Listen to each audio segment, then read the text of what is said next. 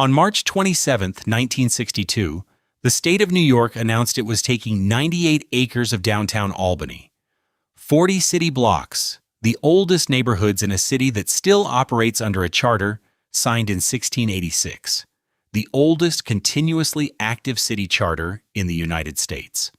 Over the next 2.5 years, 1,150 buildings came down, 4 churches, a synagogue, more than 300 businesses. Roughly 7,000 people were told to leave, close to 5% of everyone who lived in Albany. The original construction estimate was $250 million. By the time the last building in the complex opened its doors, the state had spent 8 times over budget to build it. This is the story of how the wealthiest family in America erased the oldest chartered city in America, one signature at a time. And what that signature is still costing the people who stayed. Chapter 1. The Charter. Rewind that signature. Not the one from 1962. The first one, the one every mayor and governor since has answered to.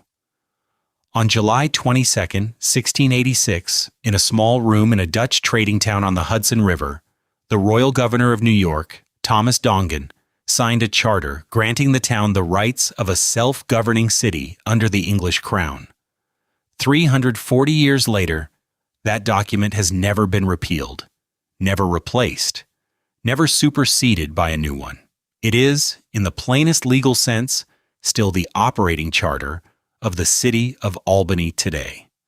No other municipal government in the United States can make that claim about a document that old.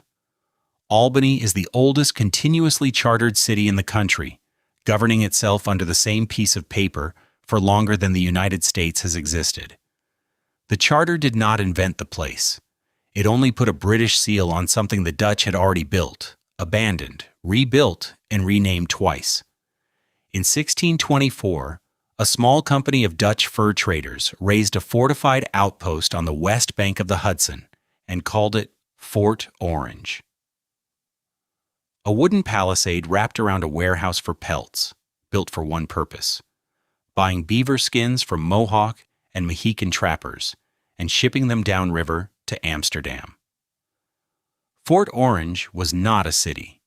It was barely a settlement, but it sat at the head of navigation on the Hudson, as far upriver as an ocean-going ship could reasonably travel, and that geographic fact would decide what the place became. Within 30 years, the trading post outgrew the fort's walls, and the growing village around it took a new Dutch name, Beverwijk, Beaver District. Named for the only commodity that mattered, the Dutch did not get to keep it.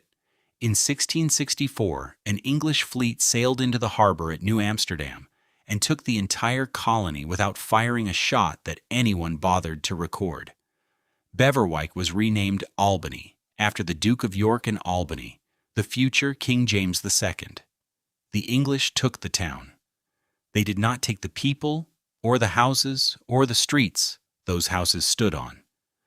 Van Rensselaer money still owned nearly 1 million acres surrounding the settlement, a private feudal estate called Rensselaerswyck that answered to no city government at all. Dutch families, Van Rensselaer, Schuyler, Ten Broek, kept their land, their language, and their architecture longest of all. Steep, street-facing gables, narrow brick townhouses built end first to the road in the fashion of Amsterdam rather than London. The Quackenbush House, raised in the 1730s, still stands. So does the house at 48 Hudson Avenue, older still, the last timber-framed Dutch townhouse left in the city. Under an English charter, Albany kept building like Holland for 200 years. That Dutch stubbornness is the reason the Charter of 1686 mattered as more than paperwork. It gave a mixed, half-Dutch, half-English river town the legal standing of a city. Courts, a corporate government, a claim to permanence that a fort or a fur post never has. And permanence let Albany become something no one signing that charter could have planned for. In 1754, delegates from 7 colonies gathered in Albany's old Dutch town hall, the Stadhuis, to discuss a common defense against the French, Among them was a printer from Philadelphia named Benjamin Franklin. What came out of that meeting was the Albany Plan of Union, the first serious proposal to bind the separate American colonies into one government, drafted 22 years before those colonies declared independence. The plan failed. Not one colonial assembly ratified it, but the idea did not die in that room. It waited. By 1797, after 2 decades of the state legislature dragging itself between New York City, Poughkeepsie, and Kingston, lawmakers settled permanently in the same Dutch river town where Franklin had once sat. Albany became the capital of New York State, only the second state capital in the country still functioning continuously in that role. None of it made Albany rich. The charter, the gables, the printer from Philadelphia who had once sat in that room. That took water. Not the river the Dutch had already found in 1624, but a channel that did not exist yet, one no lawmaker in that chamber could yet imagine, that would turn a 3-century-old Dutch fur post into the busiest gate between the Atlantic Ocean and the entire American interior. Chapter 2. The Gateway. On October 26, 1825, a canal boat named the Seneca Chief pulled away from a dock in Buffalo, carrying 2 barrels of water drawn from Lake Erie, bound for New York Harbor along a channel that had taken 8 years to dig, the Erie Canal. Governor DeWitt Clinton rowed aboard it. The canal ran 363 miles through 83 locks and 18 aqueducts, dug largely by hand by men who had never built a canal before. Nobody in America had in 1817, when the digging started. On its eastern end, the canal met the Hudson at the same stretch of riverbank the Dutch had once loaded with beaver pelts. Albany sat at exactly that junction, and the junction rearranged the economics of a continent. The mechanism was straightforward. Everything moving between the Great Lakes and the Atlantic now passed through Albany in both directions, because there was no other route that made financial sense. A ton of freight hauled overland from Buffalo had cost roughly $100. By canal, the same ton cost $6, a drop of about 90%, steep enough to end overland freight hauling almost overnight. Grain, timber, wool, and whiskey moved east through Albany's docks. Settlers, tools, and manufactured goods moved west through the same channel. Albany manufactured little of what passed across its wharves. It did not need to. It took its cut and tolls, warehousing fees, and commissions on the entire trade of the American interior, and the cut alone was enough to build a city. Lumber showed the scale of it best. Within a decade of the canal's opening, the docks north of downtown had become a receiving ground for logs cut across the Great Lakes watershed and rafted down to Albany to be sawn, graded, and sold. The lumber district had counted perhaps 6 wholesale dealers in the 1830s. By the 1870s, Albany was the largest wholesale lumber market in the United States by dollar value, not by volume. Chicago had already taken that title, but by the price its wood commanded. In 1865 alone, 3,963 sawmills operated within the district. The district itself ran more than 100 acres along the river, 500 feet wide at its southern edge and swelling to 1,150 feet at its northern end, stacked with cut pine for as far as the water could carry a raft. That trade paid for the monuments. The New York State Capitol took 32 years to build, from 1867 to 1899, and burned through 5 different architects in succession, each one's plans revised or overruled by the next man hired. It cost $25 million, the most expensive state government building of its era anywhere in the country. Governor Theodore Roosevelt finally declared it finished in 1899, 3 decades after the first stone was cut. 2 blocks away, the Delaware and Hudson Railroad raised its own monument between 1914 and 1918, a 13-story headquarters tower cut from stone in the Flemish Gothic style, deliberately built to echo the gabled Dutch houses still standing a few streets over, crowned with an 8-foot weather vane cast in the shape of Henry Hudson's ship, the Half Moon. South of all that granite, on the low ground running down toward the river, grew the neighborhood that fed the docks and swept the Capitol steps and cooked in the kitchens of the men who owned the lumber yards. Residents called it the Gut. Italian families ran groceries and barber shops along its side streets. Near the synagogue, Jewish merchants kept the dry goods stores. African-American families settled along Jefferson Street, close enough to the Capitol to hear its bells on the hour. Rooming houses belonged mostly to Irish and French families, packed in alongside elderly widowers living on fixed pensions. 4 churches anchored 4 different corners of the district. It was crowded, and it was poor by the standards of the men uphill. But it was a neighborhood in the fullest sense of the word. Grocers who knew their customers, mothers on adjoining stoops minding each other's children, while the men worked the docks, the sawmills, or the Capitol's endless scaffolding a few blocks north. A city that wealthy, built on top of a neighborhood that dense, was eventually going to draw someone who wanted to run both. In 1921 he arrived. Chapter 3. The Machine. In 1921 he arrived, not into the Capitol, and not into the mayor's office he would never hold, but into the back rooms, where the map of who kept the city's jobs and who lost them actually got drawn. Dan O'Connell was a private citizen that year, and he stayed a private citizen for the next 56 years. But in 1921, he engineered the campaign that put William Stormont Hackett in the mayor's chair and ended more than 2 decades of Republican rule under William Barnes Jr. The machine Barnes had built came apart.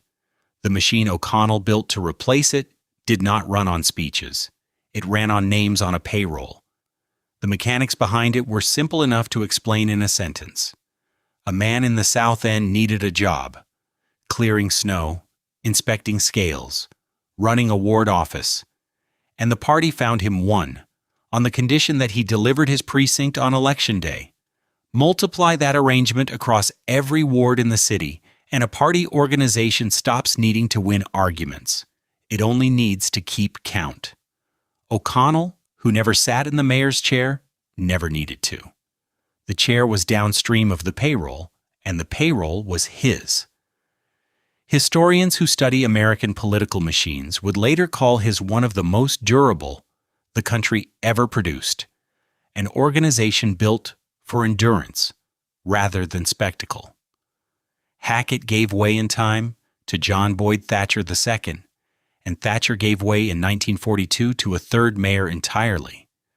But the man who had put Hackett in the chair in 1921 was still the one deciding who ran under the party's banner 2 decades later. Erastus Corning II took that chair in 1942, and he did not let go of it until 1983.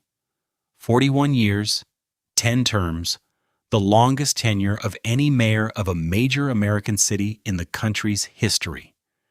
He was not a South End ward boy.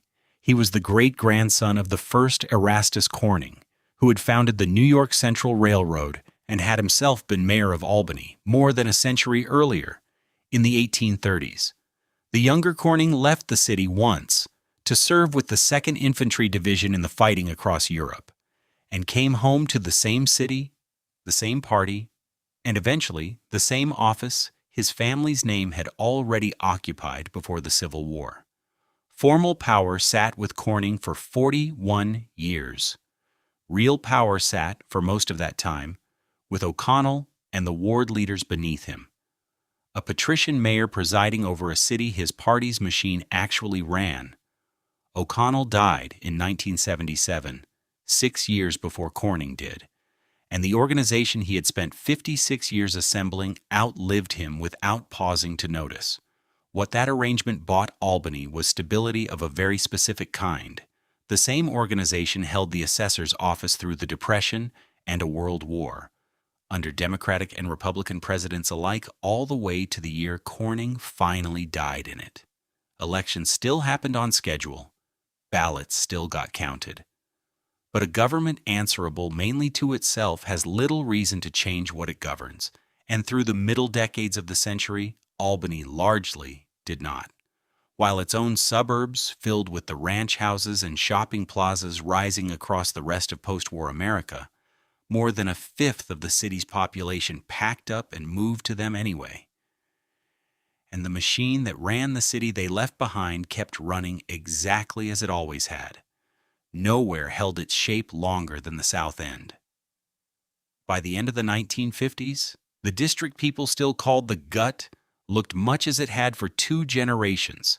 The same rooming houses, the same corner groceries, the same 4 churches, and the 1 synagogue, serving families who had lived on those blocks long enough to bury 1 generation and raise the next. Nobody was tearing it down. Nobody was building anything new in it either. It was a neighborhood the machine had never needed to touch, because the machine's business was votes, and the Gut delivered them reliably year after year. In 1959, a new governor was sworn in at the Capitol above those same streets, carrying a surname that did not need an introduction anywhere in the country. Chapter 4. The Governor and the Architect. The surname was Rockefeller.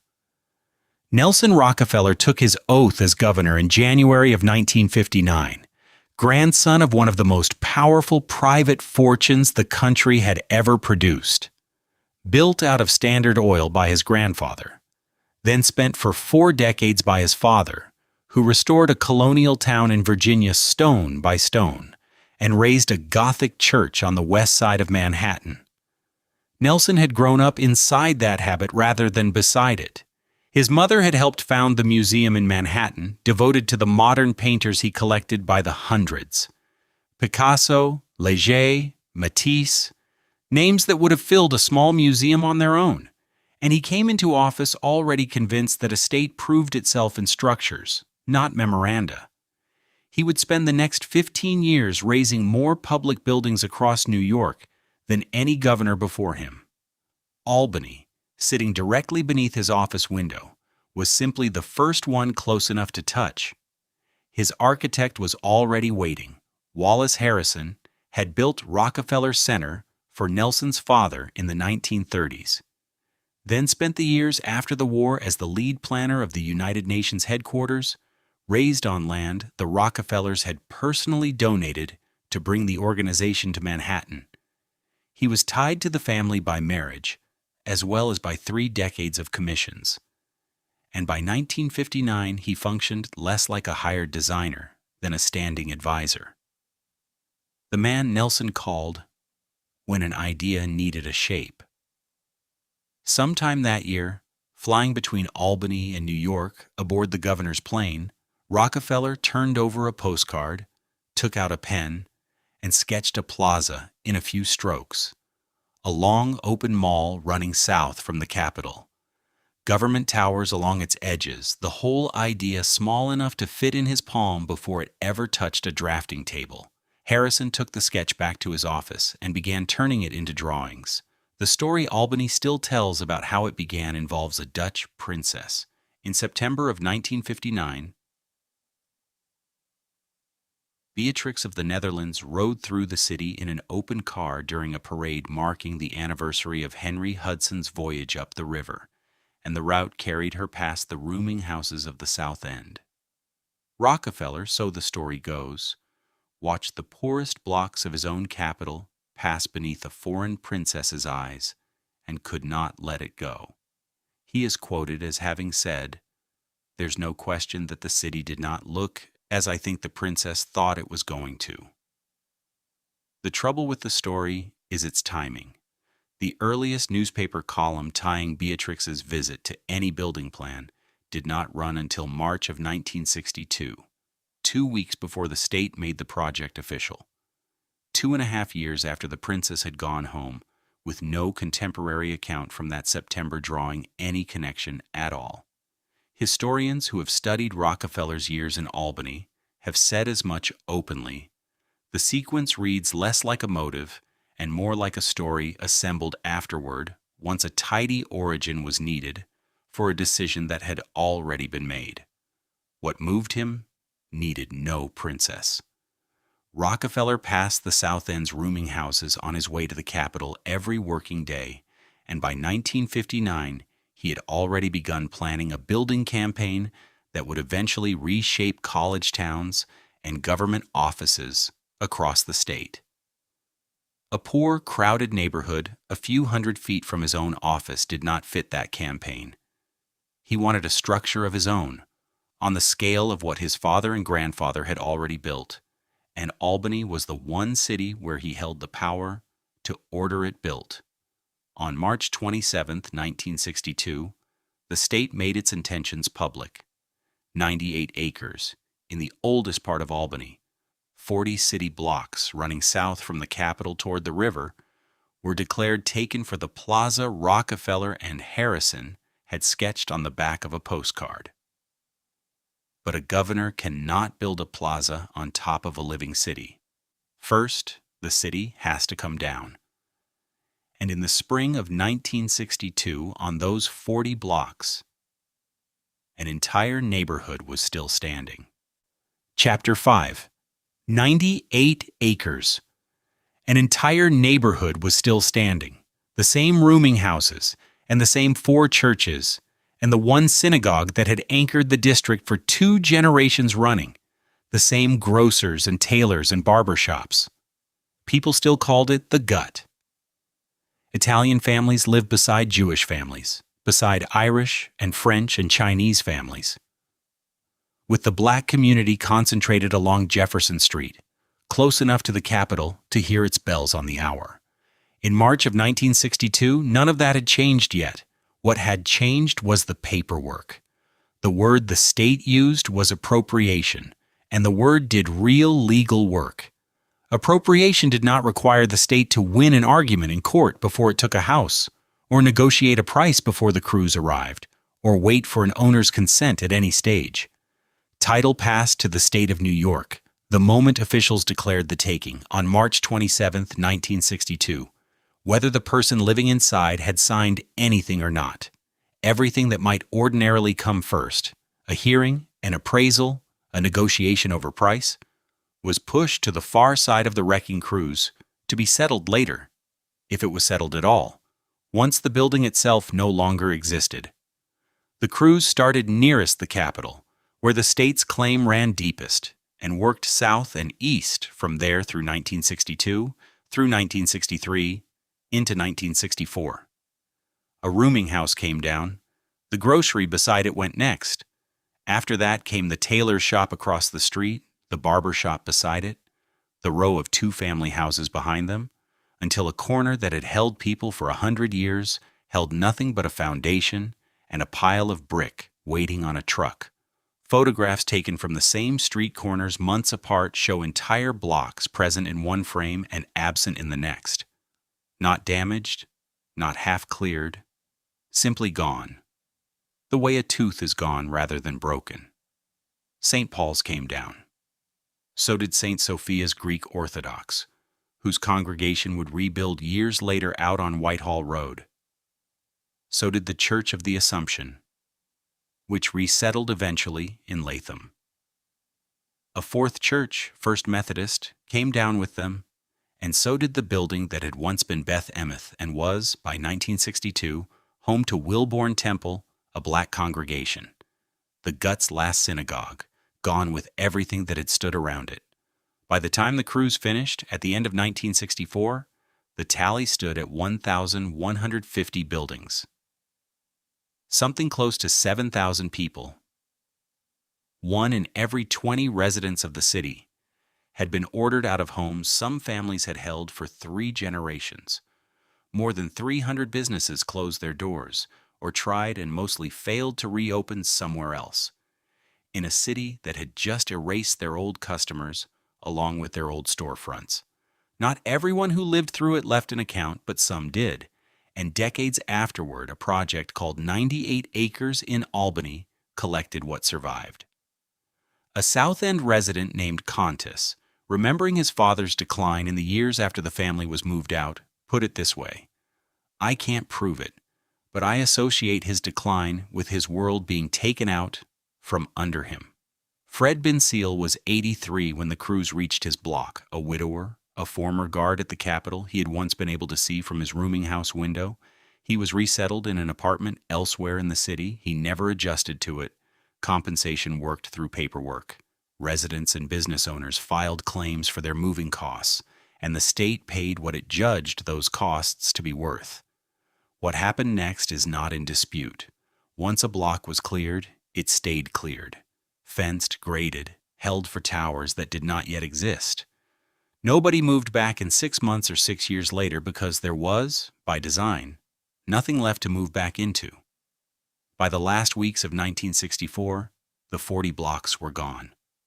98 acres in the oldest chartered city in America sat empty, waiting for what Rockefeller and Harrison had sketched on the back of a postcard. The buildings were down, the people were gone.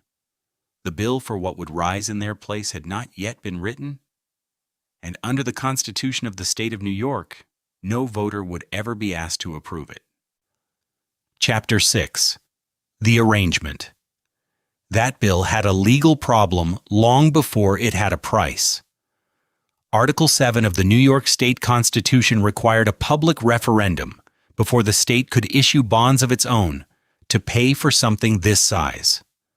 A vote of the state's entire electorate, not just Albany's.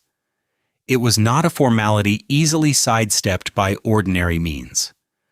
Governors before Rockefeller had watched large bond issues die at the ballot box, for reasons far less controversial than bulldozing the oldest chartered city in the state to build offices for the state government itself.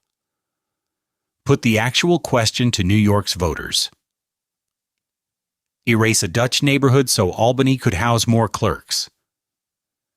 And the math on that referendum was already against him before a single ballot could be printed.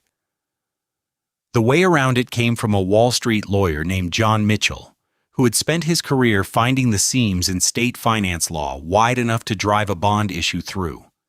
Mitchell's invention had a name that sounded almost apologetic: the moral obligation bond.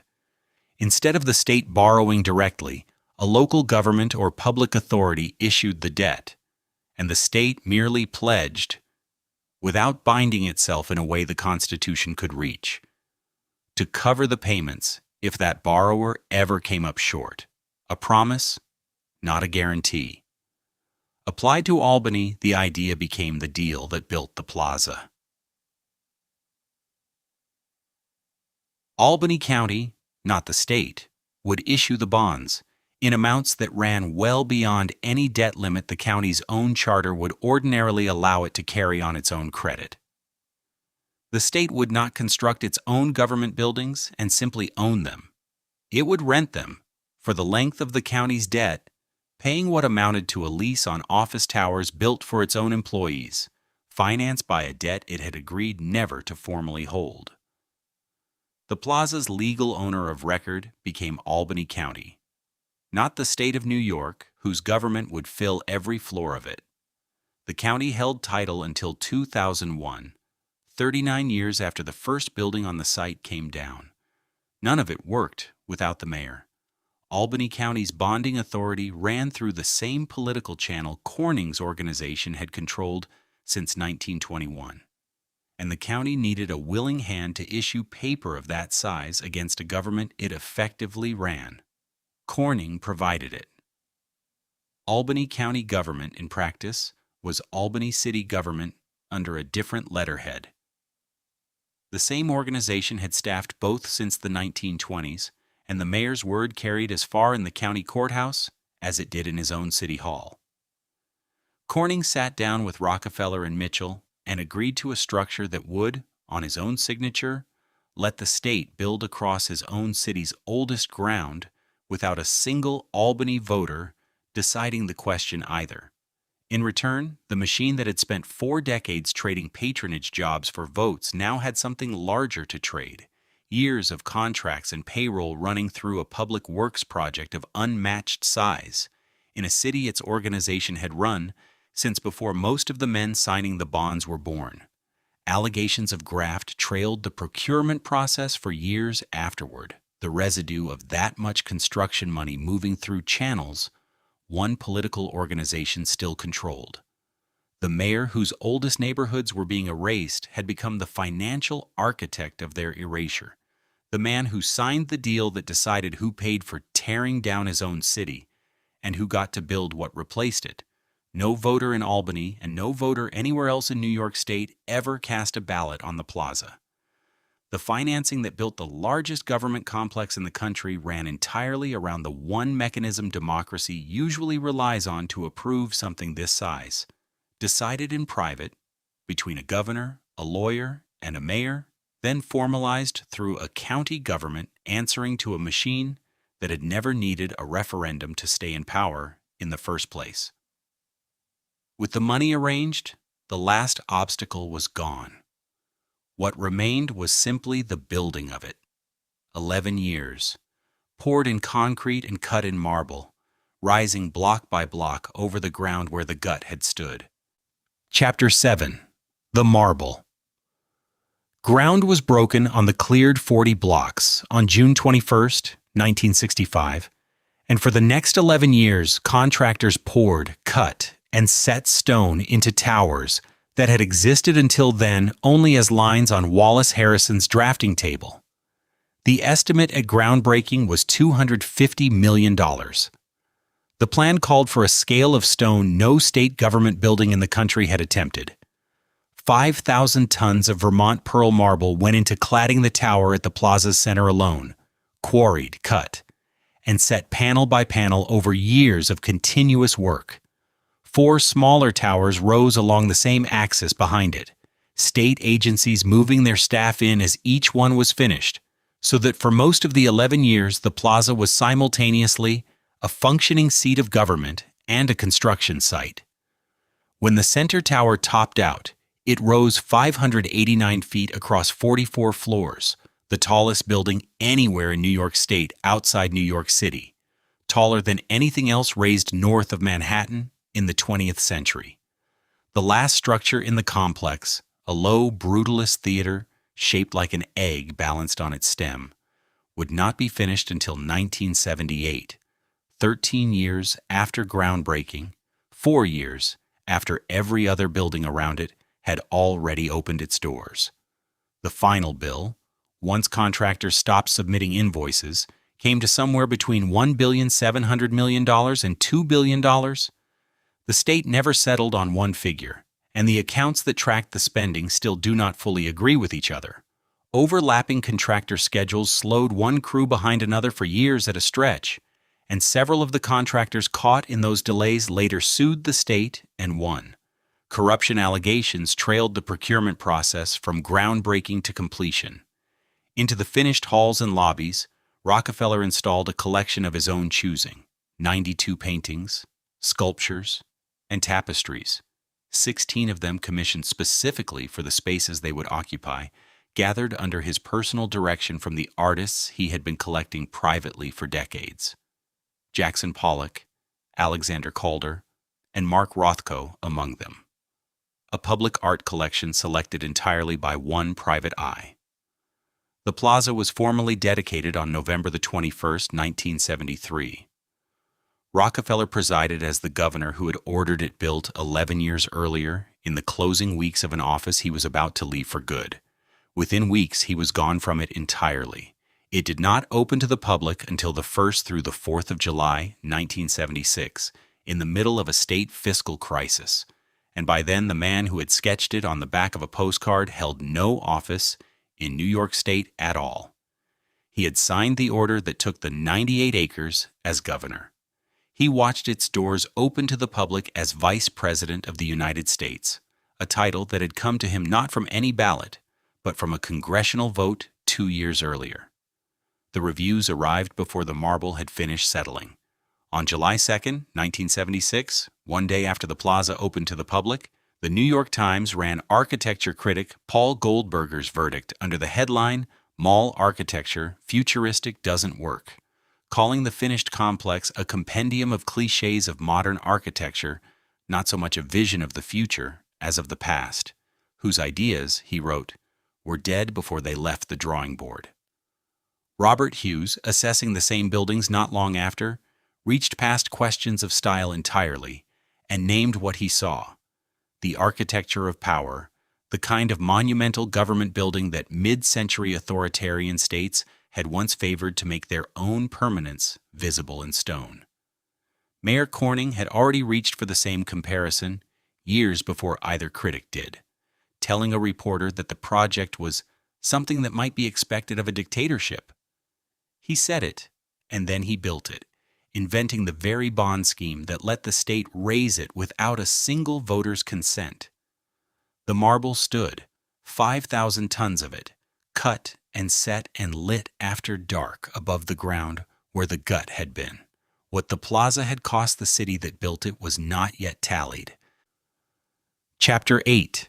The Ledger. The account did not stay open. Here is where it settles. $15 million a year. Roughly what New York State has paid Albany annually since 2001, under a program called Payment in Lieu of Taxes, for the 98 acres taken in 1962 and never returned to the tax rolls. State property does not pay municipal tax, and between the plaza and everything else the state owns inside Albany, roughly a third of the city's land answers to no local tax bill at all. $15 million a year is the invoice for that signature, still arriving 6 decades later. No invoice ever included the cost of the neighborhood itself.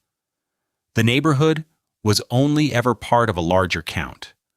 Albany's population peaked in 1950 at 134,995. By 2020, it stood at 99,224, about a quarter smaller. The plaza had been built for commuters, not residents. Arrive, work a shift, drive home before dark. By the time construction wrapped, downtown Albany had lost both department stores, its last movie theater, and dozens of the restaurants that once kept its sidewalks occupied after 6 in the evening. Most evenings, they still are not. Not everyone accepts that verdict. William Kennedy, Albany's own Pulitzer Prize-winning novelist, told a reporter in 1997 that the mall had preserved the city. That whatever it cost the neighborhood beneath it, it kept the state's money and jobs from leaving Albany the way almost everything else eventually did. Rockefeller did not stay to watch any of it settle.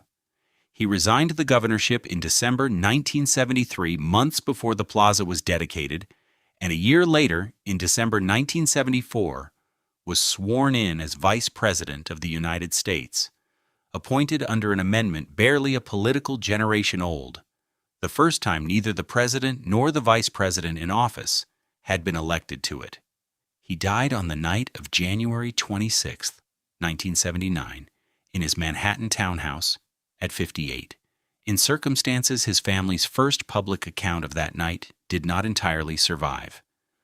The demolition left one thing behind nobody in 1962 had planned for: a reflex. 2 blocks from where the wrecking crews stopped, the Center Square Neighborhood Association, organized in 1958, used the lesson the city had just been taught to block a parking lot and a fast food franchise in the 1970s. Its Dutch-era row houses still stand today partly because of it. When the state later proposed extending the South Mall arterial west, residents formed the Hudson/Park Neighborhood Association and stopped it before it took a second bite. In Arbor Hill, the 13-acre 10-broke triangle won a place on the National Register in 1979, under the same preservation law that had arrived too late for the gut. None of it brought back what was gone. What it produced decades later was a project called 98 Acres in Albany, running since 2014, recording the memories of anyone who could still describe living on those 40 blocks before 1962. No apology has ever been issued. Not by the state that took the land, not by the city whose own mayor helped finance the taking. What arrived instead, decades later, was a budget line: $400 million under Governor Kathy Hochul for a downtown investment plan that includes a project formally named Reconnect the Empire State Plaza. the state now paying to stitch the plaza back into the city its own governor once cut it out of. The charter signed July 22, 1686, is still, in the plainest legal sense, in force. Albany governs itself under it today, the oldest continuously active city charter in the United States.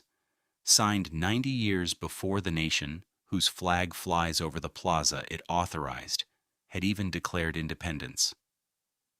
Under the marble of the 4 blocks the towers stand on, the streets that charter once governed are still down there, buried rather than erased, the way a foundation survives under a parking lot long after the building on top of it is gone. A few streets north, on the roof of a converted warehouse, a 28-foot fiberglass dog has sat since 1958, ears up, head cocked toward a phonograph horn that stopped playing decades ago. From up there, Nipper has had a clear view down Broadway toward the marble towers since before the first building in the gut came down.